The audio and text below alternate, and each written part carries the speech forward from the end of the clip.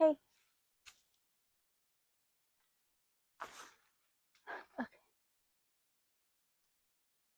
Can you see this bloom?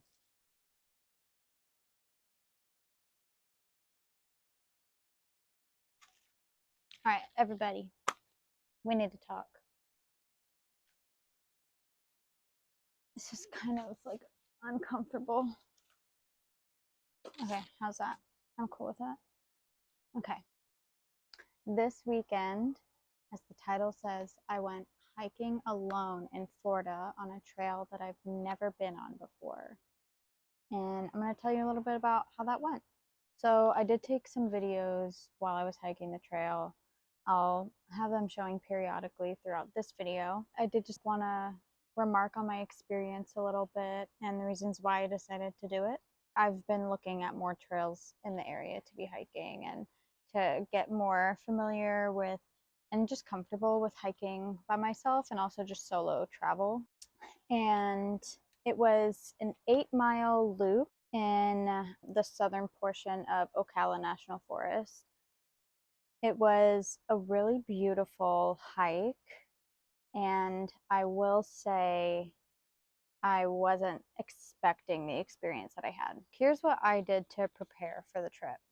I wore long pants, long sleeve shirt. I bug sprayed both my skin and the clothes that I had on just because ticks can be super prevalent in that area. And now that it's heating up in Florida again, they are coming out.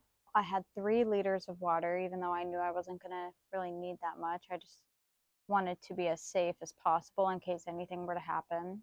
I brought a ton of snacks, so I brought a Builder's bar, an apple, a bag of Lay's chips, and then another little like Nature's Valley chocolate muffin bar. What would I have done if I had gotten injured? Because there was service out there, I wasn't too worried about being able to contact authorities. I knew exactly where I was on the trail because of the All Trails map that I had downloaded. So I could definitely point them to where I was. Additionally, I had a first aid kit on me. I basically had like the most basic essentials that you could bring with you to help in the transition period between when you got injured and rescue coming for you. I will say the hike was estimated to be around 2 to 2.5 hours. They recommended taking 4 to really enjoy the trip, but I just wanted to hightail it. So I brought all that water, I brought the snacks, I brought this device. It's called a birdie.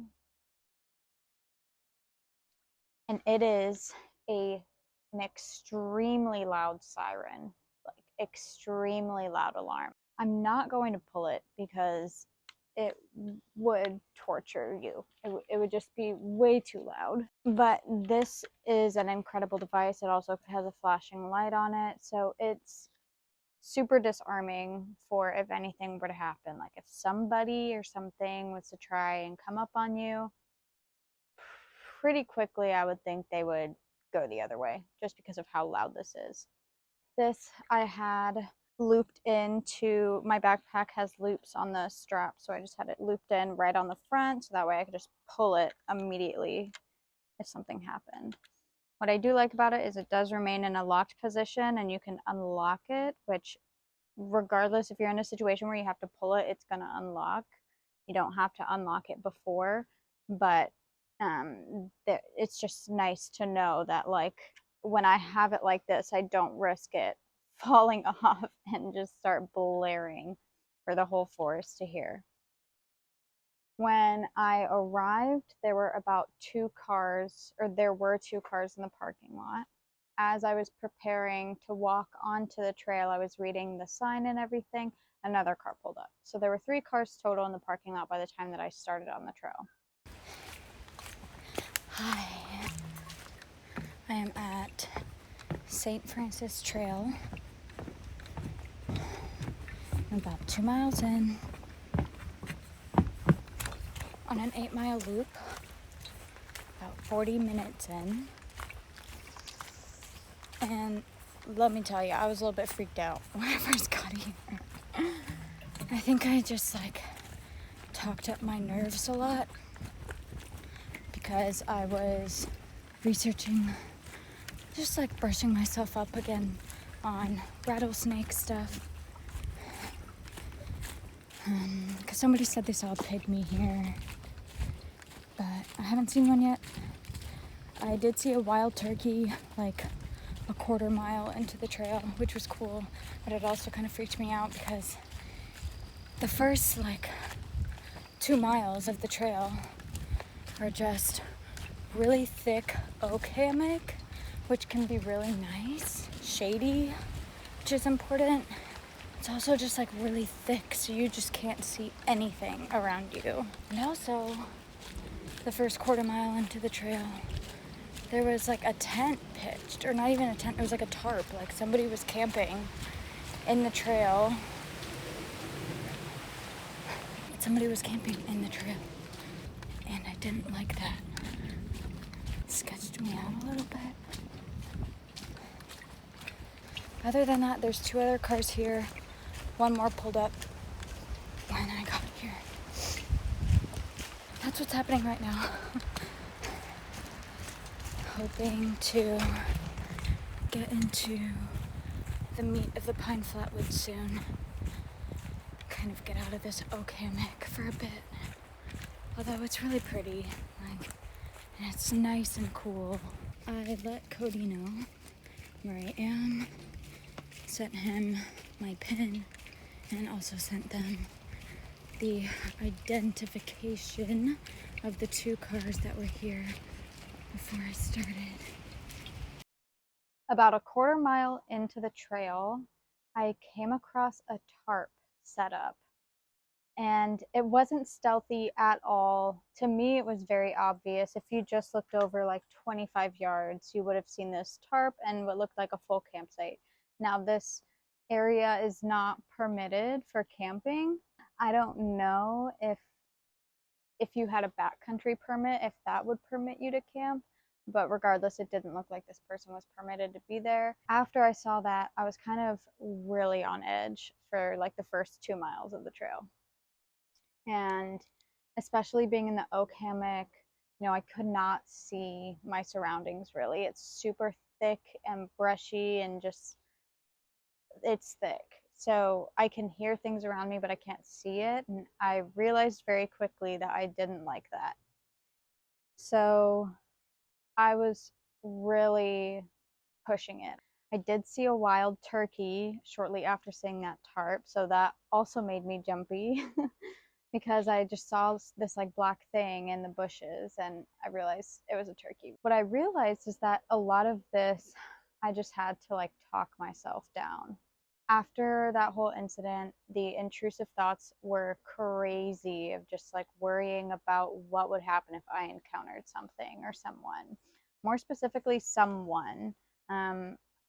I I am cautious and aware of the animals in the area. I did a lot of research on what to do if you see a rattlesnake, how to identify different snakes.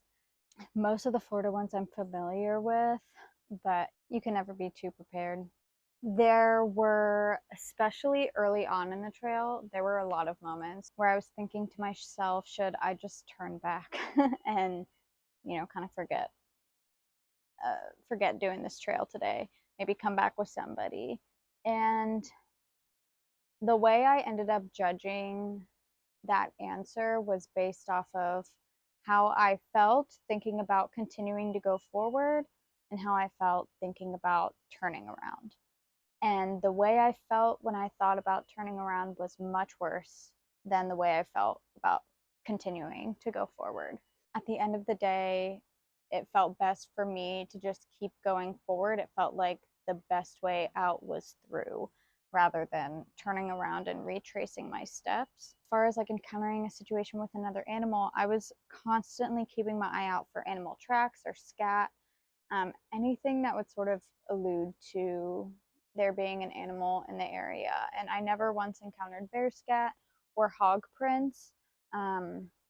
And so that kind of helped ease my mind a lot.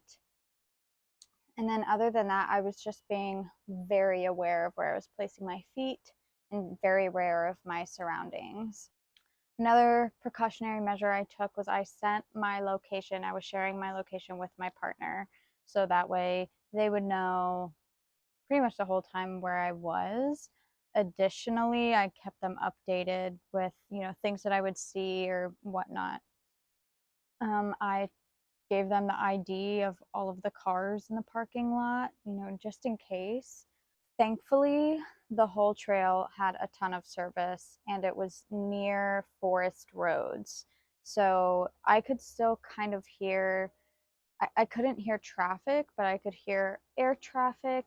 And I could hear if there was like a car coming down the forest roads, I could hear that. What I'm really excited about is getting to St. John's River. I want to get to the river, maybe have a snack, just hang out there for a bit.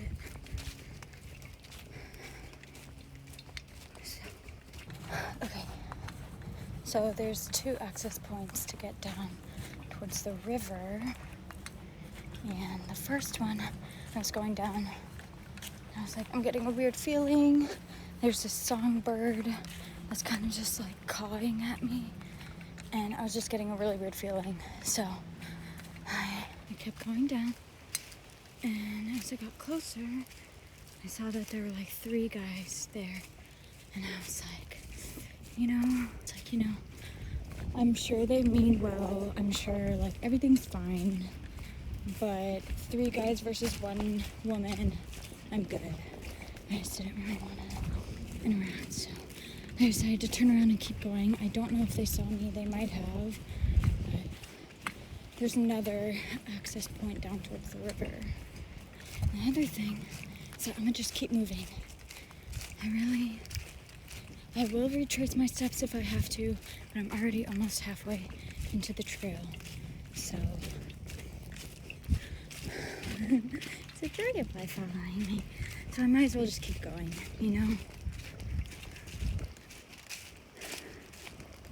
Just keep going. So there were a few parts on the trail that kind of had a turn off where you could go down and view the river. And so the first turn off, I started heading down and I was really excited. And I was getting this really weird feeling, and there was a bird in the tree line that was cawing. The whole time I was doing that, I felt like it was saying to me, like, maybe don't go down that way. So I was looking down at the river, and as I got closer, I could see there were these 3 men down at the river. And take it how you will, but like a 1 woman versus 3 men, I just really did not want to find myself in that situation where we were, and did not want to put myself in a situation where it was literally between me and 3 men, the river or this forest road. So I decided to turn around and just keep going, kind of forget about it. And after all, there was a second turn off point where you could view the river from farther down. So I just kept going down the trail. Okay, halfway now. I went down to the second entrance to the St. John's River, and there was a car parked there. It also looked like a camping zone, kind of like backcountry primitive. There's an old campfire there in the middle. Definitely a place where cars gather, probably at night to like party or something. A motorcyclist just passed me. I'm on a more road, like dirt, gravel road. I like this. Yeah, he just passed me. Seemed relatively nice, just waved. I reached the second turnoff point, and there was a car parked right on the bank of the river. Think of a driveway to go down to the river. The car was parked right on the driveway, like right on the entrance. I don't know how long it had been there, but it looked like it had just gotten there that day. Maybe people put their kayak in. Additionally, there was a kind of like a car park ring, very small, but it definitely looks like a place that people go to at night to party and, you know, park their cars and just hang out. After all, it was right off of a forest road, so it's easy access. Um, so because the car was there, I just kind of stayed there for maybe like 5 minutes. I didn't end up sitting down or taking a full break. After that, you know, I started making my way back down the forest road. This is where I saw the motorcyclists, and that was cool. And then just kept going down the trail. And then I reached my favorite part of the trail, which was the pine flatwoods. This is the part of the trail that I like. It's all pine, saw palmettos, rusty ionia, wild blueberry. I like that I'm covered, but I can still see. Also, I'm kind of annoyed because I paused my hike on all trails for a moment, take a sip of water, put an element in my water, and grab my snack out and just put it in my pocket so I could just have it accessible. And instead of clicking resume, I clicked finish. So I had to start it again. So it's not really tracking my whole time, but that's okay. It's just tracking the second half of my hike. Oops. Just sit and listen.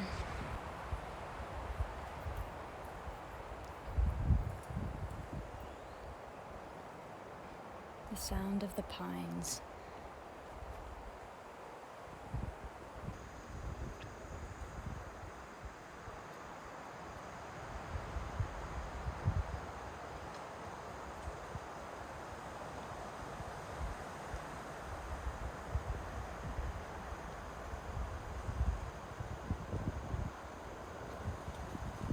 I absolutely love Pine Flatwoods. I love that I could see everything over the saw palmettos.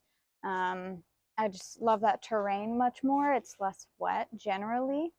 And yeah, it's honestly one of those places that feels very surreal being in the middle of it. I was so thankful when I reached over the halfway point, which was by the time I got into the Pine Flatwoods, because by that time I finally felt like I'm enjoying this and I can do this. When I got back into the oak hammock, maybe the oak hammock was just like super spooky in general, but I just have a feeling it's because it was so thick and I just could not see anything. I went back under the oak hammock and just kind of kept pushing through. All right, y'all. We're on the home stretch now. Last mile, 1.3 miles. I will check back in when we get back to the car. I had Builder protein bar. I saw 2 black racers. And yeah. I'll see you when I get to the car. So overall, the hike took me about 2 hours and 40 minutes, I think. And I was hiking at about 3 miles an hour. And definitely by the end of it, I was exhausted. But by the time that I got out, I saw that there were like 8 more cars in the parking lot. So I thought it was a pretty quiet trail, but I guess on weekends it can fill up pretty quickly. I was glad to see that one of the cars that was originally parked there was a family. So I was just thankful that there was a full family out there. The main takeaway that I got from this trip was listening to my gut, because I really think my gut led me in the right direction. I constantly was reassuring myself that I had everything that I needed. If there was one thing I would do different, I might bring bear spray next time, just in case anything were to happen. That one gives me a big peace of mind, but two would be a better defense than just sound alone. I really would never want to come into a situation where I had to use it or use this. Sometimes you find yourself in situations and it's better to be as prepared as possible than to not have everything. I know the chances of something happening on trail can be so slim when it comes to wild animals and such, but think just for peace of mind, especially being by myself, peace of mind is like the biggest gift I could give to myself. How do I feel after the fact? Well, I am so proud of myself for pushing through and really seeing it all the way through. Um, like I said in the beginning, there are definitely moments where I was thinking, should I just turn back? Like, should I not do this? And it wasn't for the fact of the physicality of the trail. It was simply because I was freaking myself out so much. I was constantly like, what if a snake is hiding under this little step to this bridge? What if a like cottonmouth is right on the creek that I'm about to step over? Or what if I am like walking and I just see somebody running down trail trying to get at me? What if there's like somebody hiding in the bushes? Like, absolutely intrusive thoughts just plaguing my mind. In the end, it was honestly, it was making it harder to enjoy that trip. So to come out of it and be unscathed, not have one tick on my body, I felt amazing. I felt very relieved and I just felt really proud of myself. This is definitely something that I'm going to continue to do and practice because I really want to build up my confidence being outside in trails like that. Wanting to build up my survival skills. Ultimately, my goal is to hold a strong awareness and caution, but not be plagued by fear. I just kind of wanted to share this with you. I didn't end up closing out the video that I was taking on the trip with a hey, I made it, because by the time I made it, I was like, holy F. I just want to sit down. And I like was mentally exhausted and emotionally exhausted and just wanted that moment with myself to be proud of myself and to basically celebrate having completed my first 8-mile trail in a strange location by myself. So yeah, the next one that I have planned is a 10-mile trail. Thanks so much for watching. Like I said, I'll show some of the videos that I took from the trail in this one. But if that's something that y'all would be interested in joining me on next time, I will bring you along. So I hope you enjoyed this video and I wish you all the best. From my heart to yours, I hope you have a great rest of your day.